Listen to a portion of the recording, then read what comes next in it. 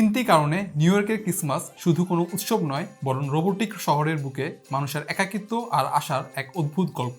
ডিসেম্বরে নিউ ইয়র্কে আমরা যেভাবে দেখি বরফ পড়ছে, বিশাল গাছ, শপিং, সিনেমার মতো মুহূর্ত, কিন্তু এই ছবিটা পুরো সত্য না।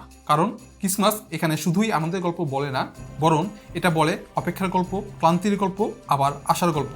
নিউ ইয়র্ক কখনো ঘুমায় না, কিন্তু ক্রিসমাস এলে এই শহরটা একটু থামে, একটু নরম হয়। 1 নাম্বার, ব্রেক। সারা বছর দৌড়ানো মানুষগুলো হঠাৎ থামতে শিখে। তারা বুঝতে পারে সাফল্যের চেয়ে প্রিয়জনের সাথে সময় কাটানো সবচেয়ে বেশি দামি। 2 নম্বর, নিউ কানেকশন। এই সময় নিউ ইয়র্ক একটা জিনিস মনে করে দেয়, মানুষের একে অপরকে দরকার। সাবওয়ের এক কোণে কেউ গান গায়, কেউ স্ট্রিট লাইটের নিচে হট চকলেট শেয়ার করে, অচেনা মানুষও ম্যারি ক্রিসমাস বলে হাসে। 3 নম্বর, লাইট ব্যাটেল। শীতের দীর্ঘ রাত আর হাড় কাঁপানো ঠান্ডাকে জয় করতেই মানুষ এই আলোগুলো জ্বালায়। এটি আসলে আমাদের মনের অন্ধকারের বিরুদ্ধে এক সম্মিলিত বিদ্রোহ। নিউ ইয়র্কের ক্রিসমাস পারফেক্ট না, কিন্তু সত্যিকারের। আলো ঝলমলে শহরের ভেতরেও মানুষ তখন একটু বেশি মানুষ হতে চায়, আর সম্ভবত এটাই ক্রিসমাসের আসল মান। কমেন্টে জানান শীতের রাতে কোন জিনিসটি আপনাকে সবচেয়ে বেশি উষ্ণতা দেয়।